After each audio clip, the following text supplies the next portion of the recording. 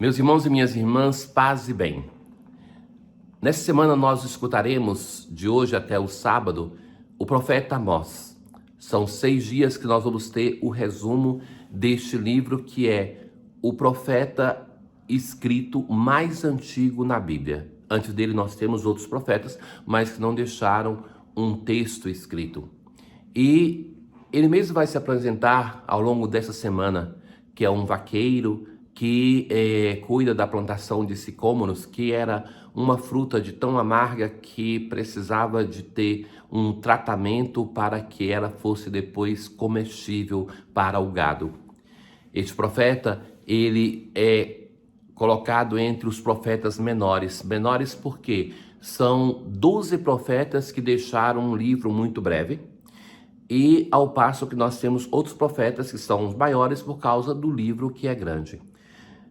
No início do livro, o profeta vai se dirigir a 6 nações, reprovando-as pelo seu comportamento. E nós vamos escutar hoje na liturgia aquela que é a reprovação que é dirigida a Israel.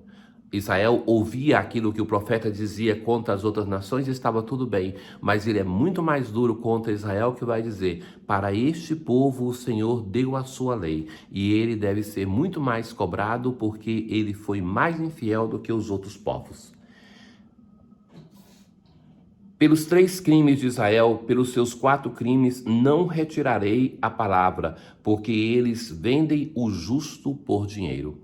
Veja que ele fala assim, pelos 3 e pelos 4 crimes, para chegar ao número da plenitude, para dizer assim, que Israel foi aquele que mais pecou, que pecou na sua plenitude. E quais são as acusações que o profeta vai fazer contra o povo de Israel? É a injustiça. Amós é um profeta que vai se dedicar muito ao tema da justiça social. E que ele vai dizer assim, que os 2 pecados graves que Israel comete em relação a Deus, a idolatria, e em relação ao pobre, é a injustiça. E assim ele vai elencar aqueles que são os pecados de Israel. Não retirarei a palavra, porque eles vendem o justo por dinheiro e o indigente pelo preço de um par de chinelos. Ou seja, por nenhum valor, os pobres são abandonados. Pisam na poeira do chão a cabeça dos pobres e impedem o progresso dos humildes. Filho e pai vão à mesma mulher. Então a promiscuidade que tem entre os membros do povo de Israel, deitando-se junto a qualquer altar. Bebem vinho à custa de pessoas multadas na casa de Deus. Então aquilo que fazia os pobres pagarem na casa de Deus no templo para depois usarem para beber. Entretanto, eu tinha aniquilado diante deles os amorreus. Fui eu que vos fiz sair da terra do Egito. Então o profeta vai recordar que este Deus que está sendo abandonado nos pobres é o Deus que fez o seu povo sair da terra do Egito. É o Deus que venceu nações poderosas para levar o seu povo à liberdade. Pois bem, eu vos calcarei aos pés como calca o chão a carroça carregada de feixes.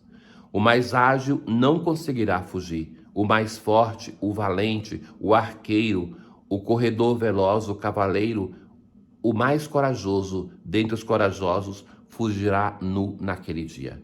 O profeta anuncia o dia do Senhor, aquele dia que Deus vai fazer prevalecer a sua justiça sobre a terra. E naquele dia os fortes e poderosos dessa terra, que viviam às custas dos pobres e dos indigentes, irão prestar contas ao Senhor. E não basta naquele dia ser forte e ser veloz, porque Deus vai fazer prestar conta do sangue do justo, daquilo que fizeram os pobres sofrerem. Ou seja, nós vamos ver nesse livro um discurso muito interessante, que é aquele que o profeta vai dizer assim, que não basta o culto prestado a Javé, se por outro lado o povo vive praticando a injustiça contra os pobres. Na resposta que nós damos a essa leitura de hoje, o Salmo responsorial, é o Salmo 49.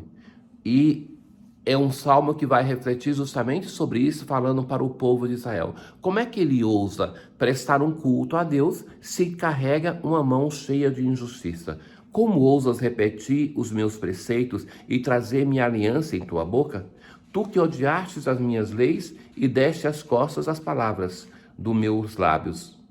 Quando vias um ladrão, tu o seguias. Se juntavas aos adúlteros, abria a tua boca para a maldade e tua língua maquinava a falsidade.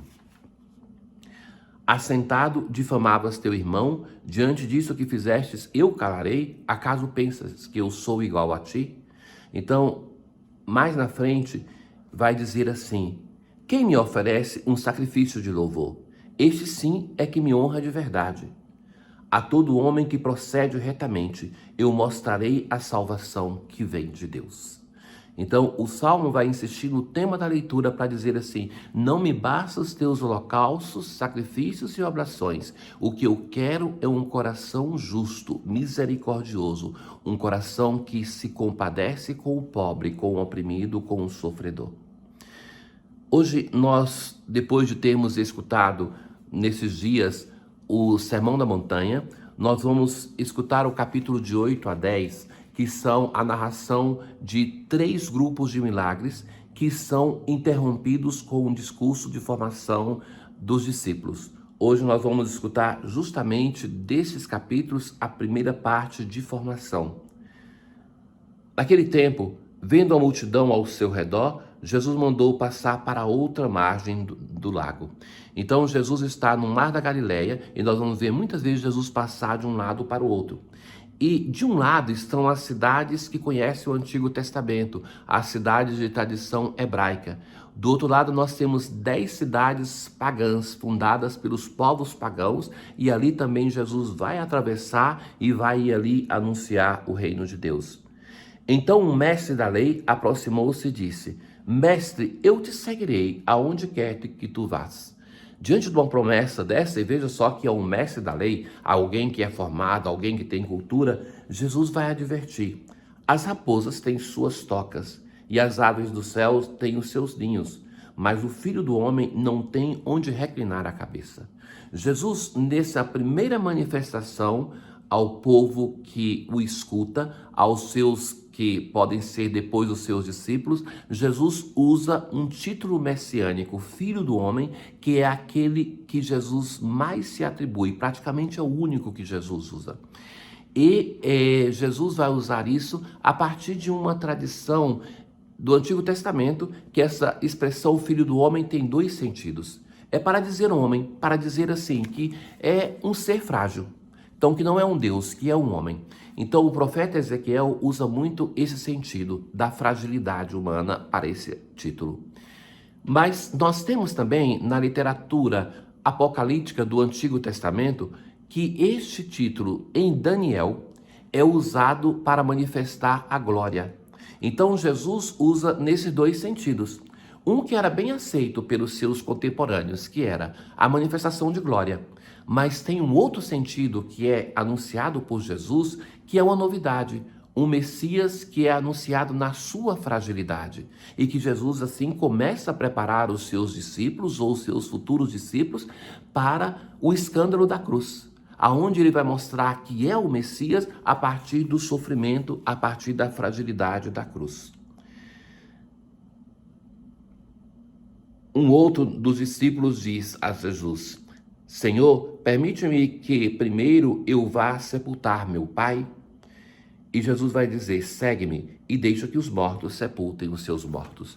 Veja que Jesus aqui não está ensinando um desprezo para com os pais, um abandono para com os pais que estão mortos, porque isso em Israel seria um absurdo. Mas a expressão de Jesus é exagerada para mostrar a grandeza do reino de Deus. Tanto é que, por exemplo, em um outro diálogo, Jesus vai dizer assim, para um que pede para ir se despedir dos seus pais, ele vai dizer: quem coloca a mão no arado e olha para trás não é digno de mim. Mas quando da vocação de Mateus, Jesus vai na casa de Mateus para participar da festa de despedida da sua família. Então, que é uma expressão exagerada para dizer assim: o reino de Deus vale mais do que qualquer afeto neste mundo. Na oração de hoje, ó Deus, pela vossa graça, nos fizestes filhos da luz. Concedei que não sejamos envolvidos pelas trevas do erro, mas brilhe em nossas vidas a luz da vossa verdade. Tenham todos um bom dia. O Senhor esteja convosco, Ele está no meio de nós. Abençoe-vos o Deus Todo-Poderoso, o Pai, o Filho e o Espírito Santo. Paz.